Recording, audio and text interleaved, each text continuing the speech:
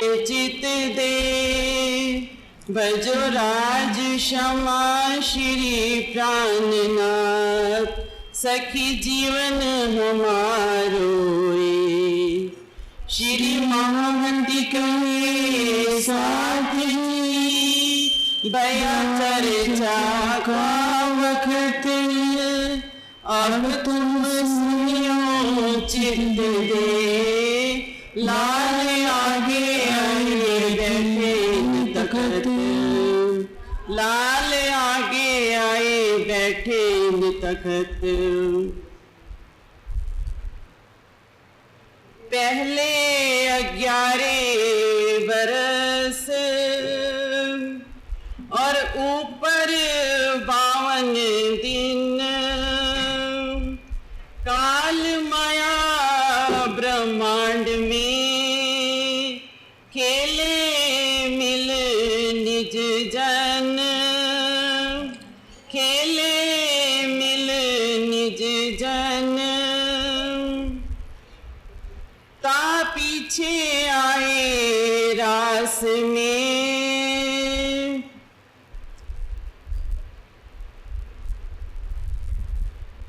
श्री महामती जी वर्णन कर रहे हैं कि 11 वर्ष 52 दिन की लीला जो काल माया के ब्रह्मांड में संपादित हुई, अक्षरातीत अक्षर की आत्म के साथ योग माया के ब्रह्मांड में प्रविष्ट हुए और वहां नित्य वृंदावन की रचना आनंद योग माया के द्वारा की गई, जिसमें पूर्णमासी का चंद्रमा खिला हुआ था और महारास की लीला के उपयुक्त सभी सामग्री थी। जब बांसुरी बजाई, कल्प वृक्ष के नीचे खड़े होकर अति सुंदर किशोर आकृति में मन को मुग्ध करने वाली आवाज में, तो सारा काल माया का ब्रह्मांड झूम उठा। कोई ये नहीं पहचान पाया कि कहां से आवाज आ रही है, सिवा ब्रह्म सृष्टि के। बेन सुन के चली कुमार भव सागर यूं उतरी पार, इनके सूरत मिले सब सखी माहे, मोर अंग याके रस में रहे। हमें ये ध्यान रखना होगा कि जब अक्षरातीत की लीला ब्रज में शुरू हुई तो परम धाम के 12,000 ब्रह्म सृष्टियों के साथ अक्षर की सुरताओं के द्वारा अक्षर के द्वारा धारण की गई 24,000 सुरताएं भी उस ब्रजमंडल के अंदर अवतरित हुई थी, इसलिए ताकि अक्षरातीत की लीला का रसास्वादन लिया जा सके।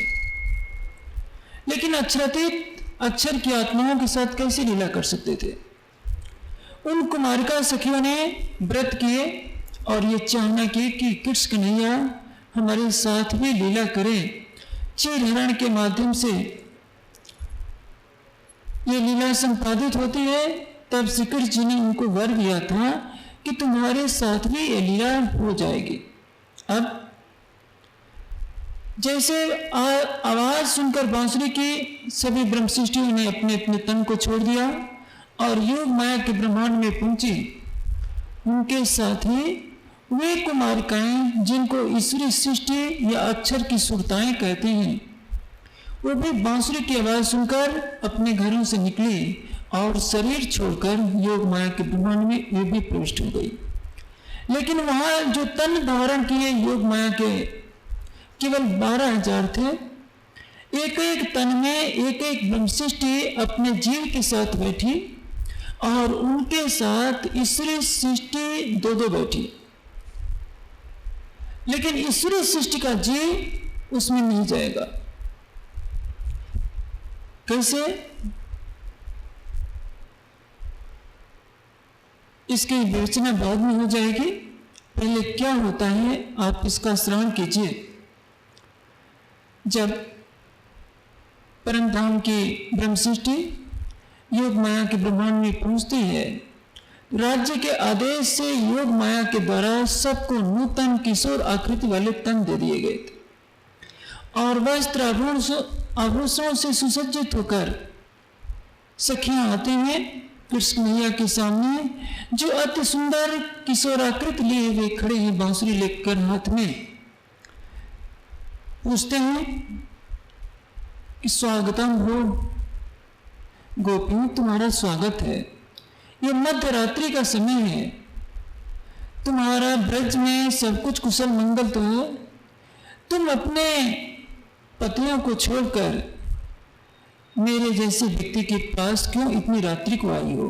क्योंकि शास्त्र का कथन है कि पति लूला हो, लंगड़ा हो, कोढ़ी हो, अंधा हो, चाहे 1000 अवगुण क्यों न हो, अपने पति के को छोड़कर किसी अन्य की तरफ अपना ध्यान करने वाली स्त्री वेश्या होती है और वो नरक गामिनी होती है। पतिव्रता पड़े से वे न थाई वेश्या जैन, एक मेली ने अनेक कीजे तेणी थाय धड़ी हटके। सखियां ये सुनकर कुछ तो मूर्छित होकर गिर जाते हैं। एक चीज ध्यान रखने योग्य है, आपत्ति काल में कभी भी धैर्य नहीं खोना चाहिए। नीति का कथन है, त्याज्यम न धैर्यम विधुरे अपि काले, धैर्यात् कदाचित स्थितम आपनुयात् सह, जाते समुद्रे अपि पोतभंगे सान्यांत्रिको वांछत तुर्तमेव। विपत्ति काल में कभी भी धैर्य नहीं खोना चाहिए। धैर्य रखकर विपत्ति को टाला जा सकता है।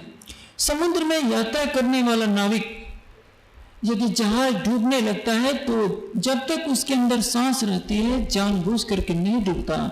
वो इतना उत्साह रखता है कि अपनी दोनों भुजाओं से वो समुद्र को भी पार कर जाएगा। इसी तरह से जिनके अंदर दृढ़ता थी कि धनी ये वचन कह रहे हैं तो उसका हम सामना करेंगे, ये खड़ी रही, कुछ तो बेहोश होकर गिर पड़े। जिन्होंने धैर्य रखा उन्होंने कहा कि आपने बहुत अच्छे प्रवचन दिए हैं।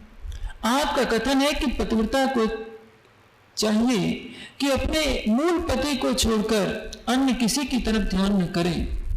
अब हम ऐसे ब्रह्मांड में आई हैं जिसमें हमारे विवेक चक्षु खुल गए हैं। हमने पहचान लिया है कि हमारी आत्मा की पति तो आप है। तो हम शरीर के झूठे पतियों को छोड़कर आई हैं, तो आप जैसे अखंड सकल गुण निधान सर्वशक्तिमान प्रीतम को छोड़कर हम पुनः ब्रज में कैसे जा सकते हैं? जब यथेष्ट उत्तर मिल गया अक्षरातीत को तो हंसते हुए कहा कि मैं तो तुम्हारी परीक्षा लेना था कि कहीं तुम्हारे अंदर अभी ब्रज की चाहना तो बाकी नहीं है। अब रास की रामतें शुरू हो जाती हैं, प्रेम की लीला का प्रदर्शन। प्रश्न ये होता है कि योग माया के ब्रह्मांड में ही रास की लीला क्यों की गई? क्या काल माया के ब्रह्मांड में नहीं की जा सकती थी? कदापि नहीं। क्योंकि काल माया के जो मिट्टी के तन हैं, काम क्रोध मद लोभ अहंकार तृष्णा ईर्ष्या द्वेष की अग्नि से भरपूर है। और ऐसे ब्रह्मांड में इस लीला को करने का तात्पर्य यह है कि संसार अधः पतन की तरफ चल पड़ता। इसलिए वो ब्रह्मांड चुना गया जहां माया का नामो निशान नहीं, जहां काम क्रोध मद लोभ कुछ भी नहीं हो। और उस योग माया के ब्रह्मांड में प्रेम की लीला प्रदर्शित की जा रही है रामतों के द्वारा, जो अक्षरातीत अपनी आत्माओं के साथ करते हैं। लीला होती है, लेकिन केवल ब्रह्म की भूमिका में लीला चल रही है। केवल ब्रह्म की भूमिका में संयोग के साथ वियोग की भी लीला अवश्य होती है। रास में लीला करते करते एक घड़ी ऐसी आती है जब सखियां ये समझती हैं कि हम अपने धाम धनी के साथ जो लीला कर रही हैं, धनी तो हमारे बिल्कुल बस में है। अक्षर की आत्म सोच रही है कि मैं परम धाम के अंदर ये लीला देख रहा हूं। दोनों की भ्रांति को मिटाने के लिए अक्षरातीत अपना आवेश खींच लेते हैं। जब जोश लियो खींचकर तब चौक भी अक्षर, कौन बन कौन सखियां यूं चौक के फिरी आत्म। जैसे ही धनी ने अपना जोश खींचा और वो जोश आवेश श्यामा जी के अंदर यानी राधिका जी के अंदर रख दिया। परमधाम की श्यामा जी ने ब्रज में राधा का तन धारण किया था और जो ब्रज वाला नाम वही रास में भी चल रहा है। सखियों को वो तन जो किशोराकृत में था राज्य के द्वारा धारण किया हुआ आत्म अक्षर के द्वारा, वो दिखाई नहीं पड़ा। और अक्षर की आत्म जागृत होकर के देख रही है कि कैसा बन है और मैंने कैसी वेशभूषा धारण कर रखी है। मेरे बालों में चोटी गुथी हुई है, पैरों में सुथनी है, ये मेरी अजीब सी वेशभूषा है। देख रही है अक्षर की आत्म कि कौन सी सखियां हैं जो रो रही हैं। सखियों को राज्य दिखाई नहीं पड़ रहे, पूरे वन का कोना कोना छान डाला, लेकिन कहीं भी नामो निशान नहीं। अंत में इंद्रावती आत्म कहती है कि देखो सखियों,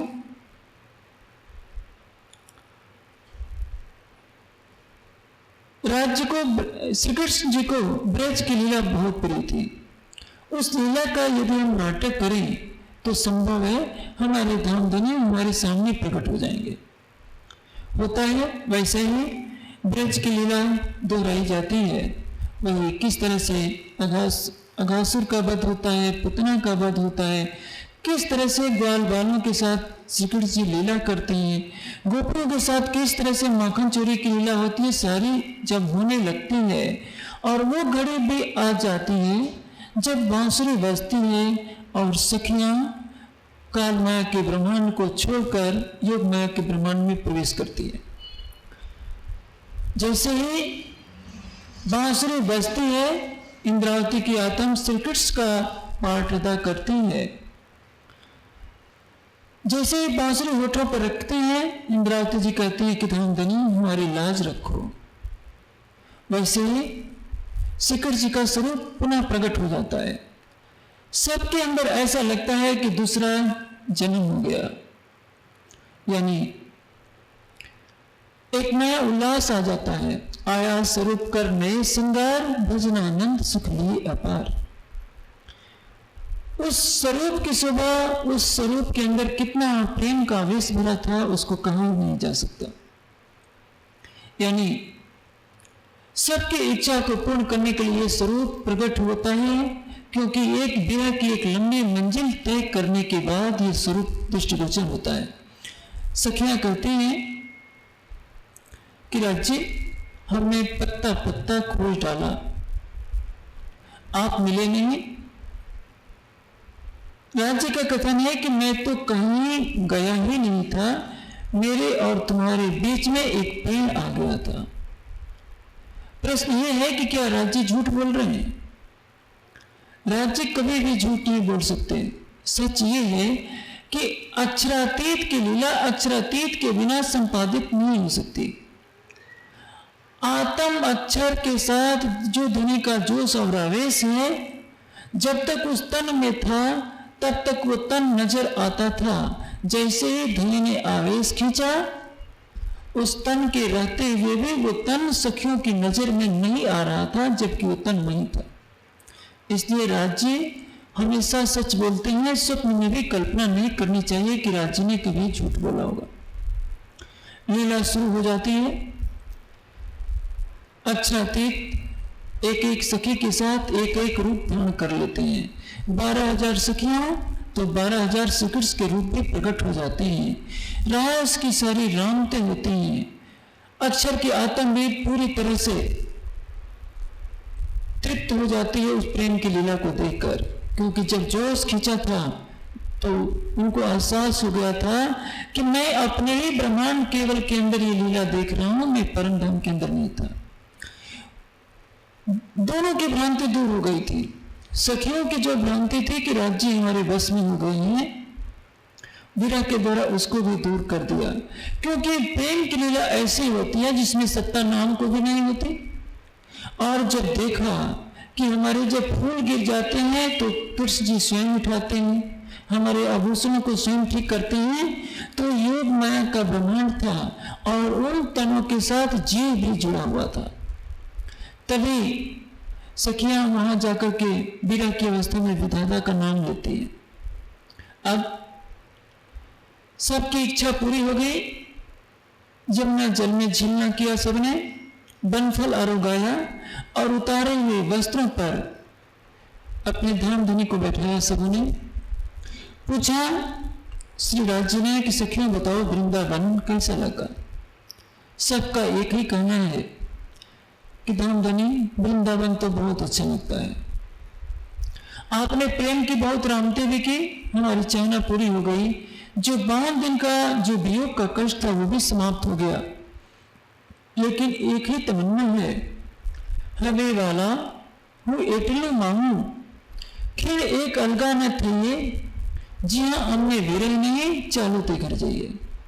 हम आपसे एक ही चीज मांगते हैं कि हमें वहां ले चलिए जहां एक पल की भी जुदाई की न हो। प्रतीक्षा की घड़ियां बहुत कष्टदायी होती हैं और सुख की घड़ियों का तो पता ही नहीं चलता।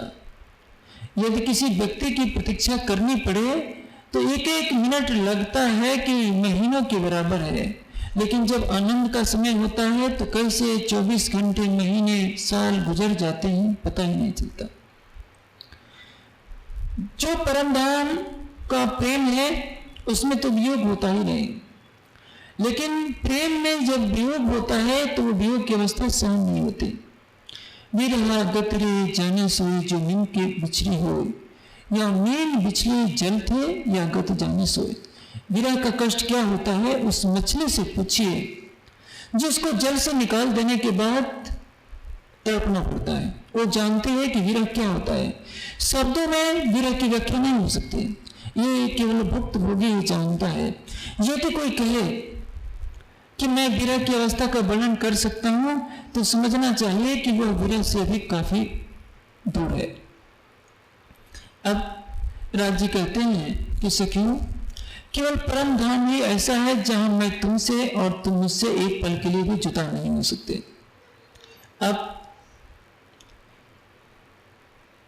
अक्षरातीत अपने आवेश के साथ परम धाम चले जाते हैं। सखियों की सुरताएं अपने मूल तन में जागृत हो जाती है। अक्षर की आत्म ये चाहना की होती है कि धामधनी आपने जो अलौकिक ब्रज और रास की लीलाएं की हैं, ये दोनों लीलाएं हमारे चित्त में अखंड होनी चाहिए, क्योंकि अक्षर ब्रह्म जागृत अवस्था में जो कुछ संकल्प करेंगे वो अखंड होनी ही है। जो 11 साल 52 दिन तक की लीला थी वो सबलिक के कारण में अखंड हो जाती है, और जो महारास की लीला केवल ब्रह्म के अंदर खेली गई वो सबलिक के महाकारण में अखंड हो जाती है, जिसको कहते हैं योग माया को भय पतन होना, यानी केवल ब्रह्म के आनंद योग माया में खेली हुई रासलीला सबलिक के महाकारण में अखंड हो जाती है। चित्त में, मन में, अहम में कोई चीज अखंड हो सकती है, बुद्धि में नहीं, क्योंकि बुद्धि का कार्य विवेचना करना होता है। इसलिए आठों व्यवस्थाएं सत्स्वरूप में है या सबलिक में है या अव्याकृत के अंदर है, केवल के अंदर कोई भी व्यवस्था नहीं है। अब एक चीज ध्यान में रखनी होगी,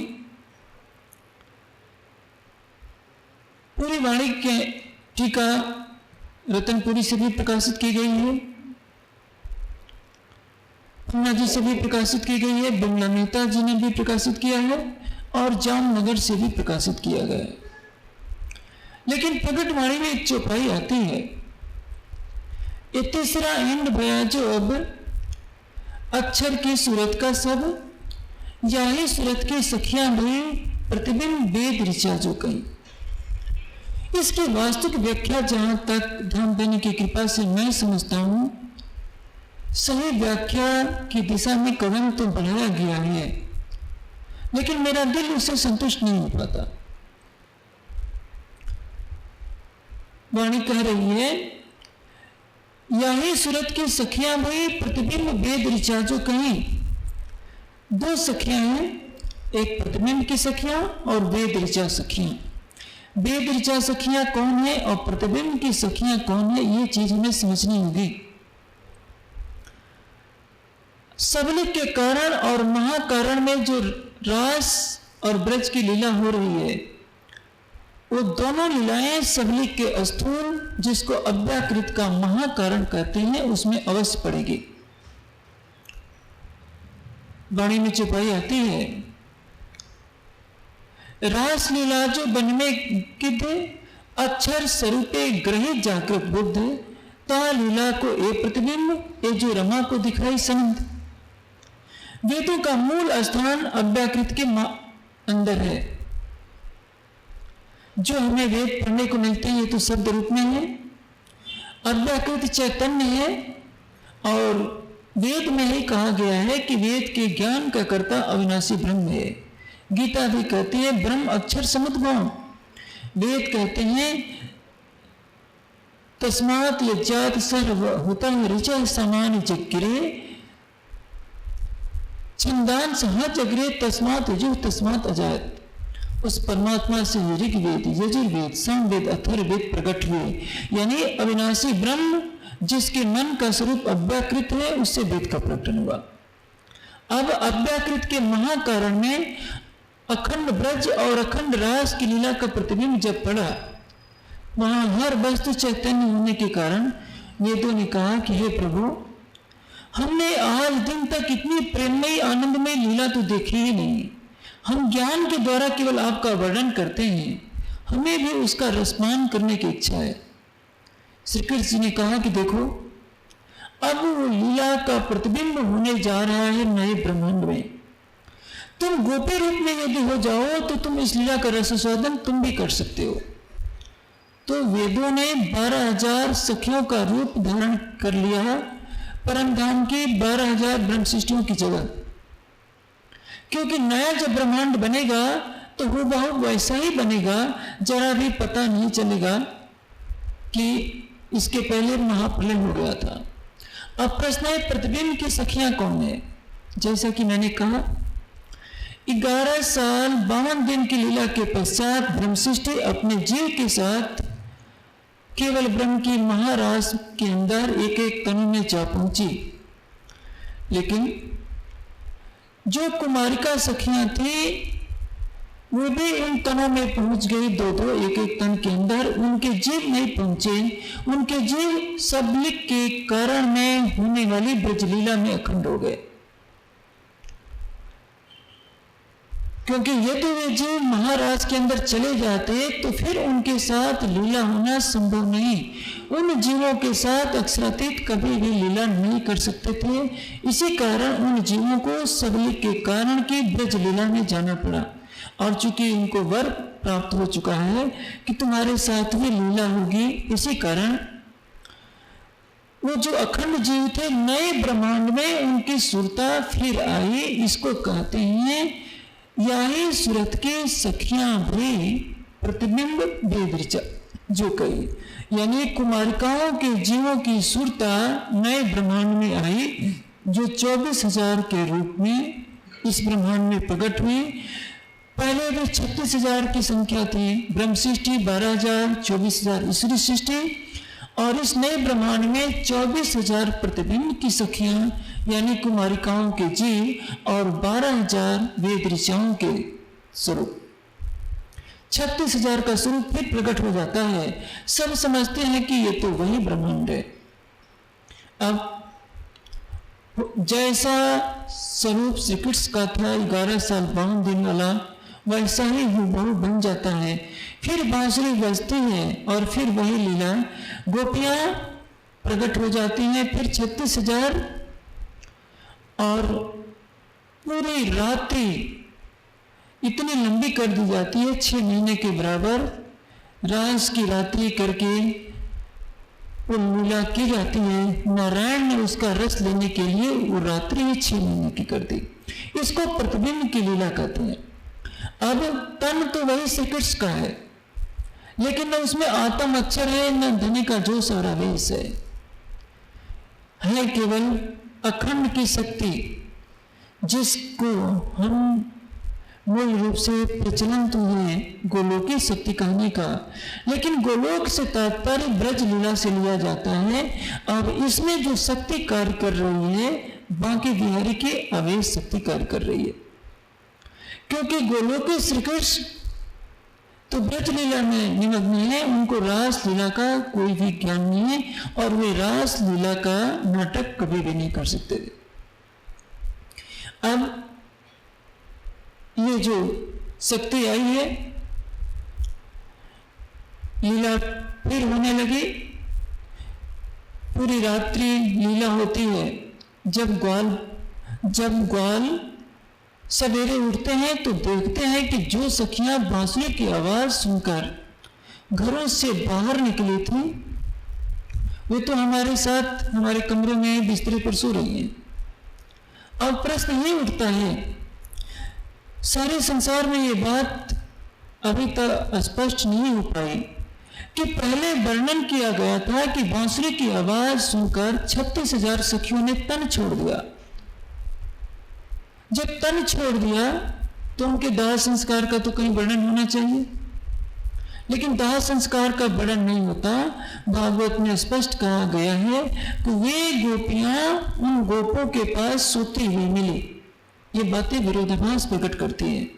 इसका तात्पर्य ये है कि बीच में ब्रह्मांड का प्रलय हो गया था और ये नई सखियां थी जिनके तन हुबहू देखने में तो वैसे ही लगते थे, लेकिन इसमें अक्षर और अक्षरातीत की सुरताएं नहीं थी। और अब लीला शुरू होती है। 7 दिन गोकुल में और 4 दिन मथुरा में।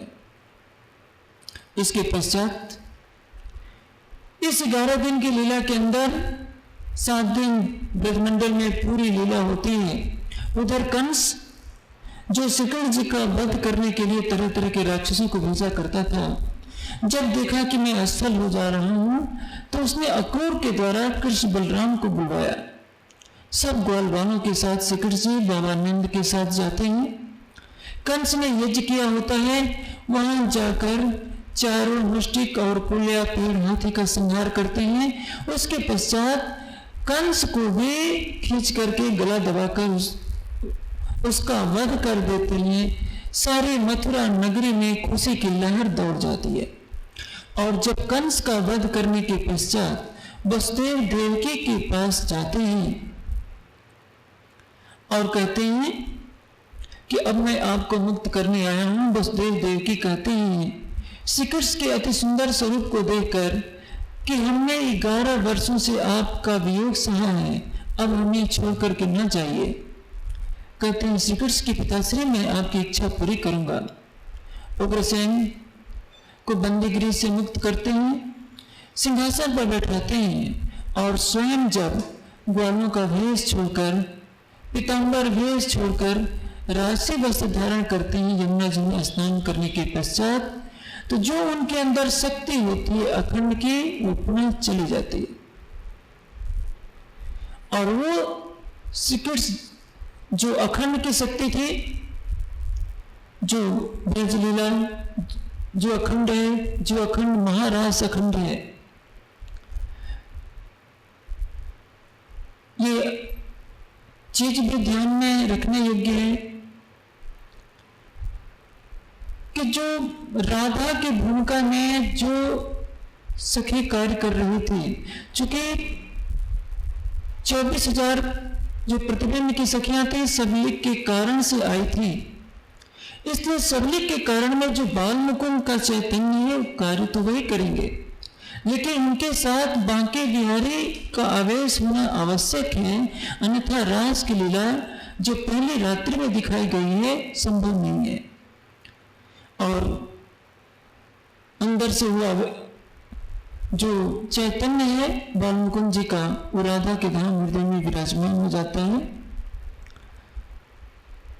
अब 7 दिन गोकुल में, 4 दिन मथुरा में वो गोलोकी शक्ति लीला करती है। और इसके पश्चात जब कंस के वध हो जाता है, उसकी दोनों बेटियां रोती हुई अपने पिता जरासंध के पास पहुंचती है। तो जरासंध 23 अक्षौहिणी सेना लेकर मथुरा पर हमला कर देता है। अब तक श्री कृष्ण जी का तन जो होता है उसमें अखंड की शक्ति होती है। 11 साल 52 दिन में आता मच्छर जूझ धनधाम बिना किसी हथियार के अघासुर हो, बकासुर हो, पुतना हो, सबका संहार होता है। इसके बाद गोलोकी शक्ति के होने के कारण कंस का भी संहार हो जाता है, लेकिन अकेले श्री कृष्ण 23 अक्षौहिणी सेना महाभारत में केवल 18 अक्षौहिणी सेना थी, यानी 18 अक्षौहिणी का अर्थ होता है 50 लाख लगभग। 23 अक्षौहिणी राक्षसों की सेना लेकर 17 बार जरासंध मथुरा पर हमला करता है। अब उतनी बड़ी सेना का सामना करने के लिए बैकुंठ की शक्ति आती है। यहां से बैकुंठ विहारी की लीला शुरू होती है। 3 लीलाएं हैं, नाम एक है श्री कृष्ण का, लीला 3 है, नाम श्री कृष्ण और लीला त्रैविध हो, जिसको श्री कृष्ण की त्रिधा लीला कहते हैं। 11 साल 52 दिन तक अक्षरातीत के आवेश ने लीला की, यानी राज्य की लीला। 7 दिन गोकुल में और 4 दिन मथुरा में 11 दिन की लीला गोलोकी शक्ति की लीला, जो बांके बिहारी के आवेश शक्ति से युक्त होकर संपादित हुई। ऐसे हमारे समाज में प्रचलन है अक्षर के आवेश का, लेकिन जहां तक मैं समझता हूं बांके बिहारी के आवेश से संबंध होना चाहिए। अब जो इसके बाद 112 वर्ष तक की जो लीला होती है, जिसमें अब वे रास बिहारी श्री कृष्ण नहीं है, अब है योगेश्वर श्री कृष्ण, बैकुंठ बिहारी योगिराज श्री कृष्ण, जो महाभारत का उपदेश देते हैं। महाभारत के युद्ध में पांडवों की विजय श्री दिला। इसका सबसे बड़ा प्रमाण यह है कि मथुरा से वृंदावन की दूरी केवल 7-8 किलोमीटर है, और जब श्री कृष्ण, जिनके अंदर गोलोकी शक्ति होती है, जब मथुरा से जब ब्रज से मथुरा जाते हैं तो नंद तो माता यशोदा से यह कह करके जाते हैं कि मां तुम चिंता न करो, मैं 4 दिन में लौट करके आ जाऊंगा। लेकिन जब नहीं आते हैं, वहीं रुक जाते हैं। वृंदावन का हाल क्या हो जाता है? सूरदास ने बहुत मीठे शब्दों में प्रस्तुत किया है कि मधुबन तुमका तरह फिरे, विरह वियोग श्याम सुंदर के तुम ठाड़े क्यों नजरे। यानी उस श्री कृष्ण के वियोग में सारे मधुबन की यही हालत है कि पत्ता पत्ता तक सूख गया है। राधा का तो हाल मत पूछिए, वो सूख कर हड्डियों का ढांचा मात्र रह गई है। यशोदा माँ हो चाहे ब्रज की गोपियां, प्रातः उस रास्ते पर बैठ जाती हैं जिस रास्ते से श्री कृष्ण ब्रज से मथुरा गए थे, और शाम होने तक बैठी रहती है इस आशा में कि कभी तो हमारा कन्हैया आएगा, लेकिन वो आता नहीं है। भिजवा देता है एक संदेशा उद्धव के हाथ। उद्धव पाते लेकर के आते हैं। गोपियों को यह भी पता नहीं कि पाती लाने वाला कौन है। जब ये देखते हैं कि हमारे नाम की पाती आई है, सब उसको चिंदी चिंदी करके टुकड़े टुकड़े में कर देती हैं। उनको ये मतलब नहीं है कि इसमें लिखा क्या है, बस हमारे लिए हमारे कन्हैया ने भेजा है तो पाती का अंश में मिलना चाहिए। उधर चले थे श्री कृष्ण जी के पास से कि कृष्ण जी आप चिंता न करो, हम उनको जाकर ऐसा ज्ञान योग का उपदेश देंगे कि गोपियां आपकी चिंता छोड़ करके परमात्मा के ध्यान में लग जाएंगी। गोपियां क्या कहते हैं? श्याम तन श्याम मन, श्याम है हमारो तन, आठो जान उधो हमें श्याम ही सो काम है। श्याम ही श्याम जी, श्याम पे उधो तुम भय बौरे, पाते लेके आए दौरे, हम जोग कहाँ रखे यहाँ रोम रोम श्याम है। तुम पागल हो गए हो, तुम हमको ज्ञान का उपदेश देने आए हैं, हमारे रोम रोम में कन्हैया बस रहा है, तो किसका ध्यान लगाने के लिए कह रहा है। जाते समय उद्धव को दिखता है कि राधा के पास तो श्री कृष्ण वैसे ही बैठे हैं, यानी जो गोलोकी शक्ति है वो राधा को छोड़कर तब तक नहीं जा सकती जब तक राधा की सुरता योग माया में न जाए। चूंकि ब्रज की जो सखियां दिखाई पड़ रही हैं वर्तमान में 24,000 प्रतिबिंब की सखियां और 12,000 वेद ऋचा सखियां, इनको विरह की अग्नि में जलाए बिना प्रेम का अधिकार नहीं प्राप्त हो सकता। इसीलिए प्रकट वाणी ने स्पष्ट कहा है, यही विरह में छोड़ी दे सो पहुंची जहां स्वरूप सने। 100 साल तक विरह में तड़पती रही। और गोपियों ने उद्धव को कह दिया था कि उद्धव, जिसने ये कहा है कि तुम ध्यान किया करो, तो वो हमारा कन्हैया ही नहीं। स्पष्ट है, यदि वो गोपियों का कन्हैया होता, गोलोकी शक्ति उस तन में होती, तो 7 किलोमीटर की यात्रा कौन सी मुश्किल है। कुछ घंटों में पैदल चलकर गोपियां मथुरा पहुंच सकती थी, लेकिन वो श्री कृष्ण बैकुंठ बिहारी थे। वो तो ध्यान करते हैं अखंड गोलोक का, भला वो राधा के प्रियतम नहीं बन सकते थे। इसी कारण त्रिधा लीला में संक्षेप में हमें ये जानना होगा कि 11 साल 52 दिन तक अक्षरातीत की लीला, 11 दिन तक 7 दिन गोकुल, 4 दिन मथुरा गोलोकी शक्ति की लीला, और 112 वर्ष तक बैकुंठ बिहारी श्री कृष्ण की लीला। नाम एक विध होत है, लीला त्रैविध होत। अभी प्रतिबिंब के संबंध में मैंने विशेष बातें कही। अब हमारे मन में संशय ये होता है कि जो प्रतिबिंब की सखियां 36,000 थी, वो कहां जाएंगी। वाणी कह रही है, यही विरह में छोड़े दे सो पहुंचे जहां स्वरूप सने। प्रतिबिंब की जो 24,000 सखियां थी, वो अखंड ब्रज में पुनः वापस चली जाएगी, क्योंकि श्री कृष्ण जी ने उनको वर दिया था कि तुम्हारे साथ लीला होगी, और वो लीला संपादित हो गई रास की पहली रात्रि में। जो वेद ऋचाओं ने 12,000 सखियों का रूप धारण किया था, और रास मंडल जो प्रतिबिंब पड़ा अव्याकृत के महाकारण में, उनकी सुरता वेद ऋचाओं की अव्याकृत के महाकारण में होने वाली रास के अंदर चली जाएगी। दोनों की इच्छा पूरी, लेकिन इस इच्छा की पूर्ति से पहले उनको विरह की भट्टी में तड़पाया गया। फिर के विरह निर्मल के पीछे अखंड सुख सबन को दिए। हमें ये ध्यान रखना होगा कि श्री प्राणनाथ जी की वाणी से दुनिया भी तभी अखंड होगी जब विरह की अग्नि में तड़प तड़प कर अपने मायावी विकारों को दूर कर लेगी। अखंड प्रेम का रस चखने के लिए विरह की भट्टी में तप करके अपने को निर्मल बनाना ही पड़ेगा। ये त्रिधा लीला है, और इसी त्रिधा लीला का स्पष्ट भेद निरूपण न होने से यद्यपि भागवत के हजारों विद्वान हैं, लेकिन तारतम्य ज्ञान की दृष्टि से यह स्पष्ट नहीं हो पाता कि जैसे कहा गया है कि जहां ब्रज की लीला हो रही है, वहां दिन की भी लीला है और रात्रि की भी लीला है, लेकिन जो अखंड महारास की लीला है, केवल रात ही रात है, दिन नहीं होता। तो स्पष्ट है कि अखंड ब्रज और अखंड की रास की लीला इस दुनिया से परे कहीं और हो रही है। दुनिया इस भेद को नहीं जानती, तो इसीलिए क्या मानती है कि इस समय जो मथुरा के पास वृंदावन है, इसी में महारास लीला खेली गई। महारास इसमें नहीं खेली गई, इसमें तो गोलोकी शक्ति के साथ बांके बिहारी का आवेश जुड़ा था। उस गोलोकी शक्ति ने यहाँ लीला की है।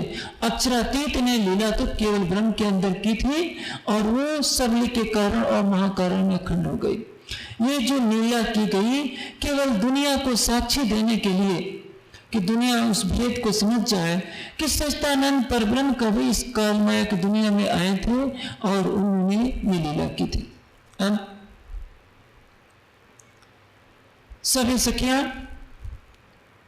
काल माया के तनों को छोड़कर जब योग माया में गई थी, रास भी लीला की। रास की रामतों के पश्चात राज्य अपनी आत्माओं के साथ परम धाम में जागृत हो गए, सबको जागृत कर दिया। सखियां कहने लगे कि राज्य, आपने तो कहा था कि माया के कारण हम आपको बिल्कुल भी भूल जाएंगे, लेकिन हम तो आपके साथ थे केवल 52 दिन ही तो हम आपसे जुदा रहे, माया तो हमारा कुछ भी नहीं कर सकी। इधर तैसा इत होता गया जैसा हजूर हुक्म करत। मूल स्वरूप दिल में जैसा लेते हैं वैसा ही होता जाता है। अब पुनः रब्द चल पड़ता है कि हमें तो माया अच्छी तरह से देखनी है। राज्य कितना भी कहते हैं कि सखियों, वो माया का संसार ऐसा है, जहां जाने के बाद तुम पाप से भयंकर से भयंकर कर्म करोगे, वहां जाने के बाद तुम मुझे भूल जाएगी। सखियां कहती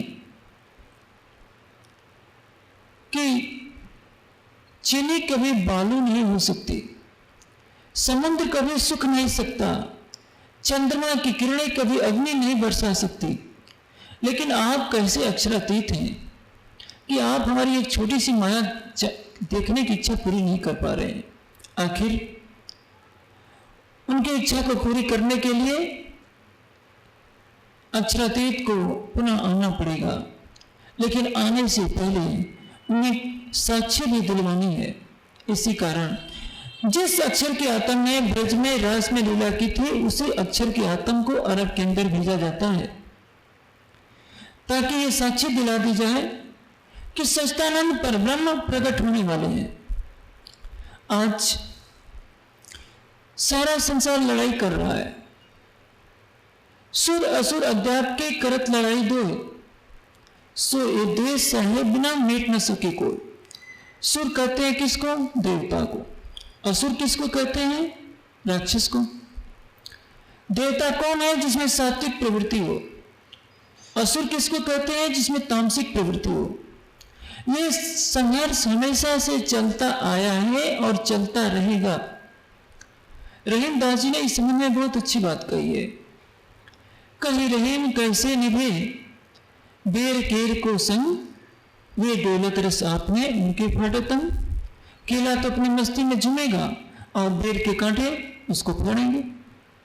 सतोगुण और तमोगुण का संघर्ष चलता आया है, सत्य और असत्य का संघर्ष चलता आया है और चलता रहेगा। इसलिए सृष्टि के प्रारंभ से ही सुर और असुरों की लड़ाई होती रही है। आज सारी दुनिया में सबको मालूम है आतंकवाद कितनी तेजी से फैल रहा है, और इस आतंकवाद के फैलने के मूल में है कुछ भ्रांतियां जो कुरान के नाम से फैली है। और इसी कारण संसार का एक विशेष वर्ग मोहम्मद साहब से भी नफरत कर बैठता है। एक चीज में विशेष ध्यान देने योग्य बात है, भागवत पुराण के अंदर कथन है कि कश्यप ऋषि के ही संतान देवता भी हैं और उनके ही असुर भी हैं। कश्यप ऋषि की दो पत्नियां थी, एक दिति और एक अदिति। दिति से दानव पैदा हुए और अदिति से देवता पैदा हुए। देवताओं के राजा इंद्र हुए और दानवों के राजा विरोचन बलि वगैरह हुए। पिता एक है, माताएं दो हैं, और दोनों ही जन्मजात दुश्मन।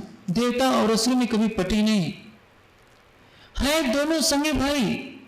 माताएं ही तो दो हैं, पिता तो जब एक है तो संगे भाई ही माने जाएंगे। उन्हीं का प्रतिनिधित्व आज भी है। हिंदू और मुस्लिम का संघर्ष आज भी चल रहा है और चलता रहेगा। लेकिन एक चीज जो सबसे बड़ी है, असुर कुल में प्रहलाद भी पैदा हुए थे, हिरण्यकश्यप का पुत्र प्रहलाद। लेकिन आज सारा हिंदू जनमानस जहां हिरण्यकश्यप और हिरण्याक्ष से नफरत करता है, वहीं प्रहलाद के प्रति नतमस्तक होता है, क्योंकि प्रहलाद भक्ति भावना वाला था। कोई भी देवता प्रहलाद से नफरत नहीं करता, जबकि महाभारत का कथन है कि स्वयं देवराज भी प्रहलाद के पास जाकर के सेल की भिक्षा मांगी थे। यदि असुर कुल में होते हुए भी प्रहलाद घृणा के पात्र नहीं हो सकते, तो यदि अरब की धरती में मोहम्मद के रूप में आत्मअक्षर जो ब्रज के रूप में आते हैं वो लीला करती है, तो मोहम्मद घृणा के पात्र नहीं है। ये जरूर मोहम्मद के आशय को जिन्होंने गलत अर्थों में प्रयुक्त किया उनसे घृणा हो सकती है। लेकिन जो सबसे बड़ी बात है, सभी हदीसों का, कुरान का कथन है कि जब मोहम्मद को दीदार होता है तो 90,000 हरूफ बातें होती है। आज कुरान में गिने 73,634 हरूफ हैं। कहा गया है कि जो मार्फत के 30,000 हरूफ थे वो मोहम्मद के जबान पर चढ़े हुए नहीं। इसलिए नियमतः 60,000 हरूफ होने चाहिए, लेकिन इतने 13,634 हरूफ कहां से बढ़े? मोहम्मद साहब ने कहा था कि मेरी बात रूहानी खजाने का मालिक अली है, अली को वारिस बनाना, लेकिन अबू बकर, उमर और उस्मान वारिस बने। तरीकत तक उनकी पहुंच नहीं थी। ये कड़वा सच है जो इस्लाम का एक विशेष वर्ग इसको सुनने से परहेज करना चाहेगा, लेकिन सत्य करने के लिए मुझे मजबूर होना पड़ा है। उस समय मोहम्मद साहब के तन रहते रहते कुरान लिखित में नहीं था। सबसे पहले कुरान बारासिंगे की खाल पर लिखा गया था, जो आज भी लंदन के संग्रहालय में सुरक्षित रखा हुआ है। जब गद्दी के लिए लड़ाइयां चलने लगी तो कुरान का संकलन किया गया शब्दों में। जो आयतें जोड़ी जा रही हैं उनमें के कथनों में विरोधाभास हो गया, क्योंकि अबू बकर, उमर और उस्मान के समय में जो संकलन हुआ अपनी तरफ से काफी चीजें जोड़ी गई हैं। जैसे कुरान के एक ही पारे की पहली आयत कहती है कि अल्लाह तक पशुओं का रक्त नहीं पहुंचता, वहां पाक बंदगी और नेक नियत पहुंचती है। लेकिन उसी पारे में कहा गया है कि अल्लाह को खुश करने के लिए तुम पशु की कुर्बानी करो। एक ही पारे में विरोधाभासी कथन क्या सिद्ध करता है? एक तरफ कहा गया कि रब्बिल आलमीन, अल रहीम, अल रहमान, अल्लाह ताला सारी दुनिया का है, अति दयालु है, अति कृपालु है। और पुनः दूसरी तरफ अल्लाह के द्वारा इस्लाम के संदेशों को न मानने वालों को सजा देने का, मार डालने तक का हुक्म दिया गया है। ऐसा वो परमात्मा कभी नहीं होगा जो कहेगा कि जो मेरी बात न माने उसको मार डालो। स्पष्ट है कि 13,634 हरूफ जो बढ़े हुए हैं यही दुनिया में सारे झगड़ों की जड़ बन गए और आज आतंकवाद का रूप ले लिया। जो मोहम्मद ने वही कहा था, जो अल्लाह ताला से बातें हुई थी वही आतंक के अक्षर थे। गुरु ग्रंथ साहब ने स्पष्ट वर्णन है, पार जात गोपीले अय्या, मतबन माही रंग किया, कलमे बेद अथर्मन हुआ, नाम खुदाई अलू भैया। यानी जो ब्रज में रास में जिसने रमण किया था वही अरब में ये नीले कपड़े तुर्क पठानी अमल किया, वही अरब में जाकर के मोहम्मद के रूप में प्रकट हुआ। केवल इसलिए कि हिंदू धर्म ग्रंथों में तो साक्षी आ चुकी है। पुराण संहिता के अंदर, महेश्वर तंत्र के अंदर, भविष्य दीपिका के अंदर, भविष्योत्तर पुराण के अंदर, बुद्ध गीता, बुद्ध स्त्रोत के अंदर कि सच्चिदानंद परब्रह्म 28वें कलयुग में प्रकट होंगे, लेकिन तौरेत, इंजील, जंबूर में इसकी कोई साक्षी नहीं थी। इसी कारण मोहम्मद के तन से यदि ये साक्षियां लिखवा दी जाती है तो सेमेटिक और हेमेटिक, वेद और कतेब दोनों परंपरा में सारी दुनिया बटी हुई है। सारी दुनिया प्राणनाथ जी के स्वरूप की पहचान कर लेगी और एक परब्रह्म की पहचान करके एक सत्य पर अवलंबित हो जाएगी, अखंड मुक्ति को प्राप्त कर लेगी। सारे संसार के झगड़ों को मिटाने के लिए कुरान आया, लेकिन आज कड़वा सच है कि झगड़े का कारण बन गया।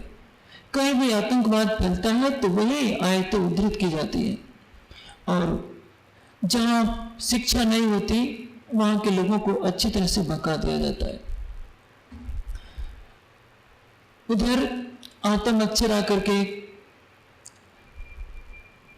अरब के अंदर अक्षरातीत श्री राज जी का संदेश किस तरह से 6 दिन का किस्सा है, किस तरह से परब्रह्म आएंगे, वक्त आखिरत को क़यामत के समय में आखिर जमाई महमूदी के रूप में, जिसको हिंदू धर्म ग्रंथों में विद्याभिनंद बुद्ध निष्कलंक स्वरूप के रूप में कहा गया है। सारी साक्षियां लिखवा करके, कुरान का संदेश दे करके वहाँ के लोगों को जड़ पूजा से हटाकर एक परब्रह्म पर आस्था दिला करके वही आत्म अक्षर परम धाम चली जाती है। अब अक्षरातीत का आवेश आएगा इस जागने के ब्रह्मांड में और लीला करेगा अपनी आत्माओं के साथ। अरब में जो लीला हुई 63 दिन तक मोहम्मद साहब का तन रहा। 5 दिन 6 दिन लीला करनी है। पहला दिन ब्रज का हुआ, दूसरा दिन रास का हुआ, तीसरा दिन अरब का हुआ। ब्रज में, रास में, अरब में, तीनों में आत्म अक्षर ने लीला की। चौथा दिन होता है सच्चिदानंद परब्रह्म के आनंद अंश श्यामा जी प्रकट होने वाले हैं। और पांचवें दिन में पूर्ण ब्रह्म सच्चिदानंद के रूप में प्राणनाथ जी का प्रकटन होना है, जिसको सारा हिंदू समाज विद्या अभिनंद बुद्ध निष्कलंक स्वरूप अक्षरातीत पूर्ण ब्रह्म के रूप में मानेगा। कुरान को मानने वाले उनको आखिर जुमान मोहम्मदी के रूप में मानेंगे। तौरेत, इंजील और जंबूर को मानने वाले आखिरी मूसा, आखिरी ईसा के रूप में स्वीकार करेंगे। और बौद्ध मत को मानने वाले आखिरी बुद्ध के रूप में मानेंगे। जब सारी दुनिया उनके ज्ञान से आलोकित होगी तो सारी दुनिया को अखंड मुक्ति मिल जानी है। अब ये शुरू होता है 3 स्वरूपों के भीतर का प्रसंग। अब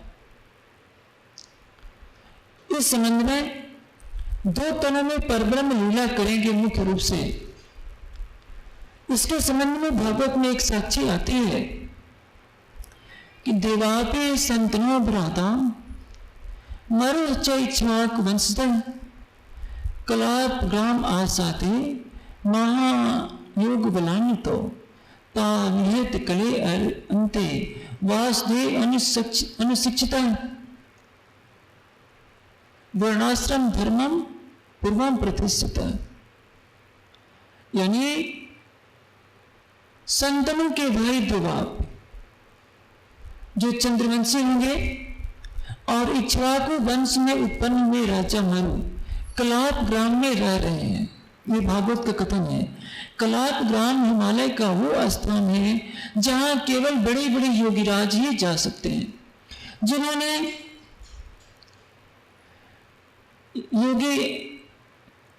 योगीराज योगानंद की ऑटोबायोग्राफी ऑफ योगी किताब पढ़ी होगी। उनको मालूम है कि किस तरह से लाहिड़ी महाशय को हिमालय में ले जाया गया था, किस तरह से उनको स्वर्ण महल दिखलाया गया था महाअवतार बाबा के द्वारा। वहां कोई संसारी मनुष्य नहीं पहुंच सकता। हिमालय में आज भी गोपनीय स्थान ऐसे हैं जहां संसारी मनुष्य कभी पहुंच ही नहीं सकता। जरूर है एवरेस्ट पर चढ़ लेगा, कंचनजंगा पर चढ़ लेगा, लेकिन उस स्थान से यदि कोई सामान्य प्राणी गुजरेगा तो उसकी आंखों के सामने वो दृश्य आएगा ही नहीं। वहां भूख प्यास नहीं है, बुढ़ापे का कष्ट नहीं है, अकाल मृत्यु नहीं है। वो योगियों का ऐसा स्थान है, सिद्धों का, जिसको कलाप ग्राम कहते हैं। उसी कलाप ग्राम में देवापी और मरु का वास था। वही दोनों तन 28वें कलयुग में प्रकट होने हैं। उन्हीं दोनों तनों के अंदर बैठकर सच्चिदानंद परब्रह्म को लीला करनी है। चौथे दिन और 5वें दिन की और छठे दिन में 7 साल तक महाराजा छत्रसाल जी के तन से लीला होनी। यह है 3 स्वरूपों के वितक। अब वाणी कहती है, सतयुग के बीजभूत इनो रहे बीच विस्तार, हुए सब में जाहिर अखंड ए संसार। बीज का अर्थ क्या होता है? कारण। 4 युग होते हैं, सतयुग, त्रेता, द्वापर और कलयुग। सतयुग किसको कहते हैं, त्रेता किसको कहते हैं, द्वापर और कलयुग किसको कहते हैं, इसकी व्याख्या ऋग्वेद के ऐतरेय ब्राह्मण में बहुत अच्छी तरह से की गई है। क्या है व्याख्या? कलिः शयानो भवति संजिहानः तु द्वापरम् उत्तिष्ठा भवति त्रेता धावमानः कृतयुगम्। जब व्यक्ति अज्ञानता की नींद में सो रहा होता है तो वो कलयुग के अंदर है।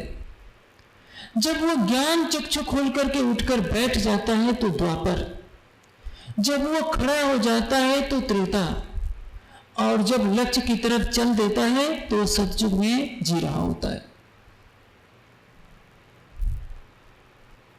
सतयुग में धर्म के 4 चरण होते हैं, सत्य, तप, ज्ञान और कर्म। त्रेता में धर्म के 3 चरण होते हैं, सत्य हट जाता है, तब ज्ञान और कर्म रह जाते हैं। द्वापर में धर्म के केवल 2 चरण होते हैं, ज्ञान और कर्म, और कलयुग में केवल कर्म रह जाता है, न सत्य रहता है, न तप रहता है, न ज्ञान रहता है। इसलिए कलयुग में धर्म के नाम पर 3/4 पाप होता है, 1/4 पुण्य होता है। अब वाणी कह रही है कि सतयुग के बीजभूत जब ये दोनों स्वरूप प्रकट होंगे, यानी चौथे दिन की लीला, 5वें दिन की लीला, श्री देवचंद जी का स्वरूप और श्री प्राणनाथ जी का स्वरूप, तो इनके द्वारा सतयुग की स्थिति हो जाएगी। सतयुग के बीजभूत यानी ये दोनों स्वरूप सतयुग के कारण रूप होंगे। इन्हों रहे बीच विस्तार, इनके द्वारा सतयुग की स्थापना की जाएगी। हुए सब में जाहिर, इनके द्वारा जो अलौकिक परम धाम का ज्ञान उतरेगा, उसके द्वारा सारी दुनिया परम धाम का ज्ञान प्राप्त करके अखंड हो जाएगी। होवे सब में जाहिर, अखंड है संसार। ये है इन दोनों स्वरूपों की विशेषता कि कलाप ग्राम में जो देवापी और मरु तप कर रहे थे, उन तनों के अंदर वे जीव प्रकट होंगे कलयुग में, और उन तनों के अंदर सच्चिदानंद परब्रह्म विराजमान होकर के लीला करेंगे। ये साक्षी बृहद सदाशिव संहिता के अंदर भी है और पुराण संहिता के अंदर भी है। बृहद सदाशिव संहिता के अंदर कहा गया है, चित्त आवेशवती बुद्धि अक्षरस्य महात्मनो प्रबोधाय प्रियाणाम भविष्यत भारताजरे। परब्रह्म के आवेश सहित अक्षर ब्रह्म की जागृत बुद्धि, परब्रह्म के अर्धांगिनी उनकी यादनी शक्ति श्यामा जी के अंदर प्रकट होगी, और उसके द्वारा प्रसरसित हृदय से स्वामिन्या प्रगुणेरिता, परब्रह्म की प्रेरणा से स्वामिनी यानी श्यामा जी के द्वारा जागृत बुद्धि का ज्ञान फैलेगा। पुराण संहिता कहती है कि सहायम इंदिराया लब्ध्वा कार्यम करिष्यत, परब्रह्म की नादनी शक्ति श्यामा जी परम धाम के इंद्रावती आत्मा के द्वारा कार्य करेंगे, यानी 2 तनों में लीला होगी। यही बात कुरान पक्ष में भी कही गई है, रूह अल्लाह दो जामे पहरसी, दूसरे ऊपर मुद्दार, सोई इमाम मेहदे जाकी गुजर की बेसुमार। भाषा का अंतर है। जो सच्चिदानंद परब्रह्म की हिलादनी शक्ति हम हिंदी भाषा में शास्त्रों के अनुसार कहते हैं, कुरान की भाषा में अल्लाह की रूह को रूह अल्लाह कहते हैं। यानी जब रूह अल्लाह आएंगे तो 2 तनों में बैठ करके लीला करेंगे। हमारा ज्ञान कितना अलौकिक है, इसको तो भुक्त भोगी ही जान सकता है, लेकिन हमारे आलस्य और प्रमाद से हम 300 सालों से इसको ज्यादा फैला नहीं पाए। आप दिल्ली में चले जाइए, एक लोटस मंदिर है बहाई मत का, उन्होंने कुरान के हदीसों के, और ये पंथ चला है ईरान से, और हिंदू धर्म ग्रंथों के इतने प्रमाण खोज रखे हैं, उन्होंने सिद्ध कर दिया है कि विजय अभिनंद बुद्ध निष्कलंक स्वरूप तो ईरान में प्रकट हो गए, और सारे ग्रंथों से साक्ष्य भी दे दिए। आप उस लोटस मंदिर में जाइए, आपको अपनी उपासना पद्धति के अनुसार कुछ भी करने का अधिकार है, बस आप केवल बोल नहीं सकते, उनके अंदर कट्टरता नहीं है। और हमारे देश के काफी लोग उसके अनुयायी भी हो चुके हैं। मुझे दुख के साथ कहना पड़ता है कि न जाने कब हमारे समाज की निद्रा दूर होगी, जब समाज वाणी के अलौकिक ज्योति को सारे संसार में फैलाने के लिए तत्पर होगा। और वही मत तेजी से आज भी फैलता जा रहा है। हमारे पास उतनी अभी साक्ष्य भी इकट्ठी नहीं हो पाई हैं कि हम सिद्ध कर सकें कि कुरान के हर्फ मुक्तियात के भेद हमारे पास हैं। वेद उपनिषद दर्शन गीता के सारे मार्फत के विज्ञान के गुज भेद हमारे पास हैं। सच्चिदानंद परब्रह्म कहाँ है, कैसा है, उसके भेद हमारे पास हैं। आज बुद्ध अवतार कहलाने वालों की संख्या लगभग 70 तक पहुंच चुकी है, और जहां तक मैं समझता हूं 70 में अधिकतर ऐसे हैं जो आपराधिक पृष्ठभूमि से जुड़े हुए हैं। कुछ इधर उधर से धर्म ग्रंथों का अंश लेकर उन्होंने अपने को बुद्ध अवतार घोषित कर रखा है। उनको ये भी पता नहीं कि वेद में क्या लिखा है, उपनिषदों में क्या लिखा है, दर्शन शास्त्रों में क्या लिखा है। लेकिन भोला भाला जनमानस उनको बुद्ध अवतार मान रहा है। उनमें अध्यात्म की गंध भी नहीं, लेकिन एक बड़ा जनसमूह उनके साथ भी है। हमारे पास सच्चाई है, लेकिन हमारे पास आलस्य की चादर है, हाथ पर हाथ धरे बैठे रहने की प्रवृत्ति है और गहरी निद्रा है। हुक्म का बहाना है कि जब राज्य का हुक्म होगा वाणी फैल जाएगी, जागनी हो जाएगी। राज्य का हुक्म से तो सब हो ही जाएगा। छठे दिन के अंदर आपका क्या उत्तरदायित्व है? इसका उत्तर हर सुंदर साथ को अपनी अंतरात्मा से पूछना होगा। अब शुरू होता है किस तरह से परम धाम की आत्माएं इस नश्वर जगत में आती हैं। रास खेल के आए घर, उम्मीदा न हुआ पूरन, धाक मन में रही तब श्यामा जी को धनिए, हुक्म ऐसो किए सही तब श्यामा जी आए तित, हम भी आए जित। परम धाम से श्यामा जी अपनी आत्माओं की जमात को लेकर इस नश्वर जगत के अंदर प्रकट होती है। और उस प्रकट होने का एक ही कारण है कि अब परम धाम का वो अलौकिक ज्ञान आएगा जिसके द्वारा सबको पता चल जाएगा कि वो पूर्ण ब्रह्म परमात्मा जिसकी खोज दुनिया अनादिकाल से करते आ रही है, वो पूर्ण ब्रह्म परमात्मा कहाँ है, कैसा है, हम कौन है, आए कहाँ से हैं, हमें जाना कहाँ है और सच्चिदानंद परब्रह्म को पाने का मार्ग क्या है। आप संसार में कहीं भी चले जाइए, किसी भी पंथ में, मात्र हिंदू धर्म के अंदर ही 1000 पंथ हैं। ये निर्णय करना मुश्किल हो जा रहा है आजकल कि किस पंथ का अनुसरण करें कि हम सच्चिदानंद परब्रह्म का ज्ञान प्राप्त करें। और 1000 पंथों में 700 पंथ ऐसे हैं जिनका कोई धर्म ग्रंथों का नैतिक आधार ही नहीं है। जिसने जैसा चाहा वैसा मनमाना पंथ अपनी प्रतिष्ठा के कारण चला दिया। बौद्ध धर्म में 4 पंथ हैं, जैन मत में भी 2 पंथ हैं, और आजकल एकस्वरवाद का नारा देने वाला इस्लाम मत भी 1 दर्जन से ज्यादा मतों में विभाजित हो चुका है। क्रिश्चियन में भी कैथोलिक और प्रोटेस्टेंट हैं जो एक दूसरे के जाने दुश्मन बन जाते हैं। सारा संसार विरोध के अग्नि में जल रहा है। इसमें एक सत्य की पहचान करना विवेक दृष्टि आए बिना, तारतम्य ज्ञान के बिना कभी भी संभव नहीं है। और यदि श्रीमुख वाणी का वो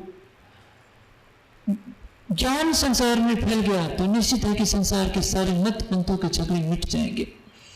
दुनिया कहाँ बढ़ रही है आज? सच पूछा जाए तो पिछले जो 2 विश्व युद्ध हो चुके, कुछ छोटे छोटे देशों की महत्वाकांक्षा और उनकी संकुचित सोच के कारण हुए। लेकिन जहां तक मैं सोचता हूं, हो सकता है कि यदि तीसरा विश्व युद्ध छिड़ा तो ये धर्म और संस्कृति इसमें मुख्य कारण रहेंगे। लेकिन यदि ब्रह्मवाणी के द्वारा सबको एक सत्य का बोध हो जाए तो शायद संसार विनाश से बच सकता है। लेकिन ऐसा नहीं हो पाएगा। जो होना होता है वो करके ही रहता है। शिखर जी ने बहुत तेरा प्रयास किया था कि मैं महाभारत के युद्ध को टाल दूं। शांति दूत बनकर के गए थे, लेकिन उनके शांति प्रस्ताव को किसी ने भी स्वीकार नहीं किया था। दुर्योधन कहता है कि सुच्छगन नवयोदास्यम बिना युद्धेन केशव, ये शिखर से बिना युद्ध के तो मैं सूर्य की नोक के बराबर भी धरती नहीं दूंगा। इसलिए सभी मत मतांतरों के झगड़े को मिटाने का कार्य कौन कर सकता है? परब्रह्म की वाणी। विरोध सारा विश्व का भाग से इन तक। लेकिन न जाने धनी की क्या इच्छा रही हो कि हमने 300 वर्षों में इसको पूरी तरह से नहीं फैलाया, अन्यथा संसार का नक्शा कुछ और भी हो सकता था। अब परम धर्म की आत्माएं इस खेल में परब्रह्म के आनंद श्यामा जी के साथ उतरते हैं। एक तन प्रकट होता है उमरकोट के अंदर विक्रम संवत 1638 में। देवचंद जी के रूप में बालक का नाम होता है देवचंद्र। उसके अंदर आत्मा आती है श्यामा जी की। आत्मा कभी गर्भ में नहीं जाती। चित्त की वासनाओं के कारण जीव जन्म जन्मांतर में विभिन्न योनियों में भटकता रहता है। जब जीव शरीर धारण कर माता के गर्भ से बाहर निकलता है, तभी परम धाम की आत्मा या अखंड की कोई शक्ति उसके अंदर प्रवेश करती है। और देवचंद्र जी ने जो तन धारण किया देवापी के जीव ने, उसका नाम है देवचंद्र। जन्म होता है उस सिंध प्रांत के अंदर उमरकोट गांव में विक्रम संवत 1638 के अंदर। पिता का नाम मत्तू नेता, माता का नाम कुंवरबाई, माता का नाम। अब यह बताई ब्रह्मांड में त्रिगुण समेत विस्तार, विश्व बंधे अक्षर लो सुखे परीक्षित सो कहो विचार।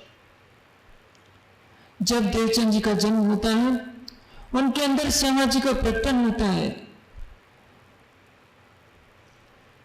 तो सारा संसार खुशी से झूम उठता है। संसार के सामान्य प्राणियों को इसका ज्ञान नहीं, लेकिन जो महान विभूतियां हैं वो जानते हैं कि अब कौन प्रकटा है। हमें कहीं से सूचना मिले थे कि हिमालय के अभी भी योगी विजय अग्निन बुद्ध निष्कलंक अवतार की बाट देख रहे हैं, जो गुफाओं में न जाने कितने लंबे समय से साधना में रत हैं। तभी वाणी कहती है, सुखदायी सदन को अखंड करन हार। इनका प्रकट होना सारे ब्रह्मांड के लिए सुखदायी है, क्योंकि ये परब्रह्म के आनंद के स्वरूप हैं। परब्रह्म की हिलादनी शक्ति इनके तन में विराजमान है और इनके द्वारा ही अलौकिक ज्ञान उतरना है, शुद्ध ब्रह्म ज्ञान, जिसकी बाट युगों युगों से दुनिया देख रही थी। विश्व बंदे अक्षर लो सुखे परीक्षित कहो विचार। सारा संसार और अक्षर ब्रह्म तक जिस परब्रह्म के आनंद स्वरूप की स्तुति करते हैं, वही परब्रह्म के आनंद स्वरूप श्री श्यामा जी का प्रकटन इस देवचंद जी के तन में हुआ है। और उस देवचंद जी के तन से क्या क्या लीलाएं होती हैं, कैसे कैसे वो तन खोज में आगे बढ़ता है, क्योंकि सुअग्नियों के लक्षण में लिखा है, जो कभी भूले वतन तो भी नजर तहाँ निदान। परम धाम की ब्रह्मशिष्टि किसी भी पंथ में आए, किसी भी कुल में पैदा हो, उसकी अंतरात्मा से एक आवाज आती रहेगी कि ये जो मैं भिन्न भिन्न देवी देवताओं की, जड़ पदार्थों की मैं पूजा में लगा हूँ, ये मेरे प्रीतम का स्वरूप नहीं है। मेरी आत्मा का जो प्रीतम पूर्ण ब्रह्म है कुछ और है। कुछ जानने की जिज्ञासा रहेगी और उसी खोज में वो अपने कदम बढ़ाएगी। वो एक लेख पर नहीं चलेगी जिस लेख पर दुनिया चींटियां ऊंट कतार की तरह चल रही है। परम धाम की ब्रह्मशिष्टि कभी भी उस झूठे मार्ग का उल्लंघन नहीं करेगी। देवचंद जी के अंदर श्यामा जी की सुरता है, वो खोज में निकलती है। कैसे कैसे खोज करते हैं देवचंद जी, कैसे कैसे उनके प्रीतम उनसे मिलते हैं, ये भी तक चर्चा होगी कल।